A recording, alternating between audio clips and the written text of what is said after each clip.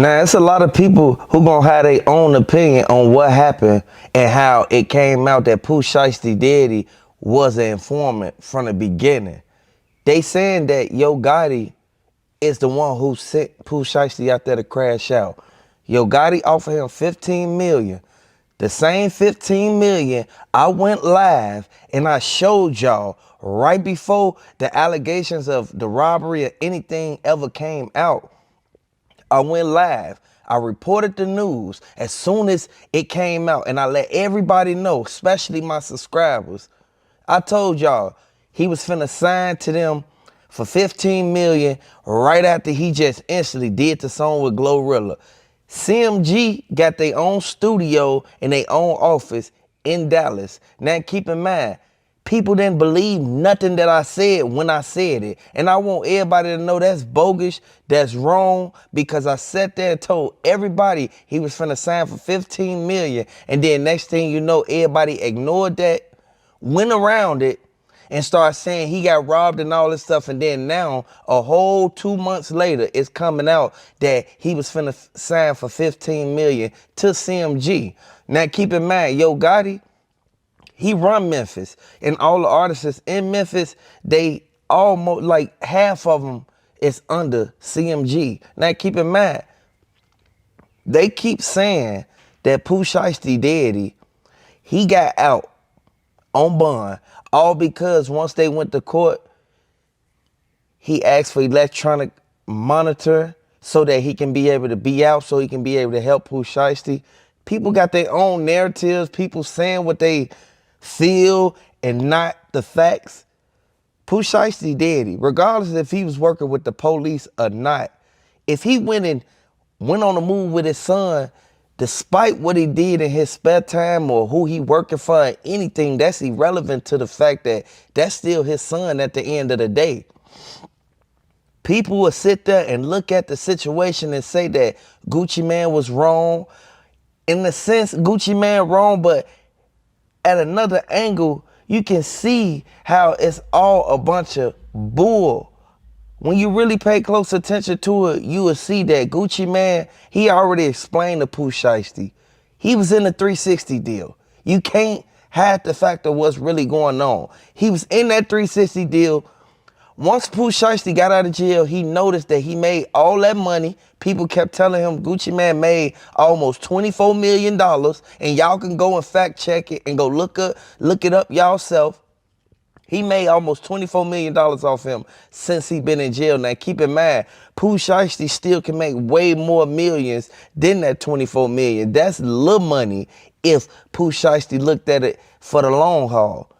Pooh Shiesty, he ruined everything because the charges that he got, he could get life for that. But they have no evidence. Regardless if they got them on camera, if Pooh Shiesty was in the vicinity at the place and all that, it's he say, she say. It's his word against their word, because when you really look at it, if Pooh Shiesty and his homies did not say nothing or didn't give no statement, I want y'all to know, I've been locked up before, and a lot of more other people been locked up. You already know that if you don't give a statement, they have to prove that you did it. They have to prove. They have to plead their case. You don't have to say nothing. And this is why I'm glad the man, Pooh Shiesty, went and got the goodest lawyer out there in Dallas. Regardless of what went down, it happened in Dallas, the incident, but he was paroled from Florida because he got caught with a gun or whatever, or however it went. Who's to say Gucci Mane ain't set that play up from the beginning, when Pooh Shiesty got locked up all them years, when they saw the footage of him shooting a dude for the shoes or whatever? But Pooh Shiesty, he went out there, he took care of his business, he did what he did, but he told Gucci Mane all his business. Now keep in mind, this new Gucci dude, he cool or whatever, but I don't really like how he rocking, because he's saying he's street, but then he's saying he a family man, but then he making music saying that he from the streets and doing all that. He basically portraying this street persona, but then going back home and saying that he don't want nothing to do with the streets. Look how he treated all his artists. Everybody who signed to 1017, it's like they either dead or in jail. regardless of what's going on. You can't excuse the fact of what we actually see with our own eyes. You cannot like not look at the key facts in that. Like, that's sad, man. And this is something that we all know for a fact. It's gonna eventually, like, the table's gonna turn on this, because them police officers could tell, the witness could tell, all of it's like it was a setup. So the same way Pooh Shiesty and them premeditated and plot and planned all this stuff, they got text messages, they even recorded them robbing Gucci Mane. The same way they got that on Gucci Mane and them end, they set up the whole play. So it's gonna be who set up is gonna be able to win. You feel me? Like, at the end of the day, man, I know everybody wanna hear this person or that person said. The other dude over there, Seti Cash or whatever his name is, he over there lying from the beginning. He giving y'all details and little sprinkles and bird feeding y'all information. The other dude, he giving the facts on what's really going on.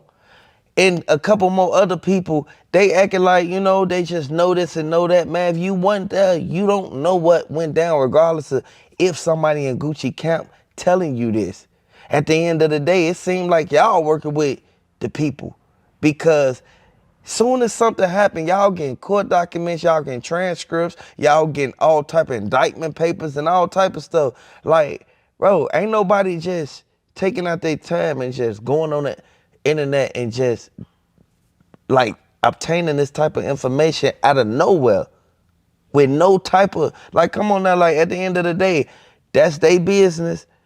I'm just here to cover the story and actually to report on what's going down.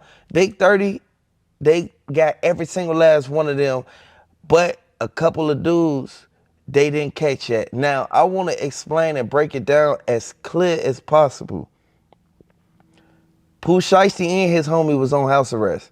They had the ankle monitor on, home monitor, whatever. They was on home monitor. No cap, y'all. No line, no flexing, no nothing. Pooh Shiesty, him and his homies went out there. They didn't care. So while everybody started going around saying Pooh Shiesty threw his life away, you got to understand, everybody don't care about going to jail. Everybody don't care about crashing out for their family, because at the end of the day, look what they did to Ashanti. Look what they did to Big Sky. It all goes back to family ties. It all goes back to that, because at the end of the day, if you did something to my family and I already don't like you and we been beefing, me, Fujiano, and Big Scott been beefing with you the whole time we was on the label, we made a mistake by signing that 360 deal, but look what you doing.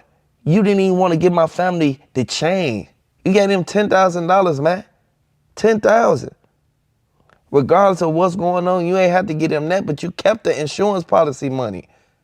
It's starting to make me think that you literally like had something happen to Big Sky and you drew that insurance money so you could get the money from his death. But that is something that we have to prove.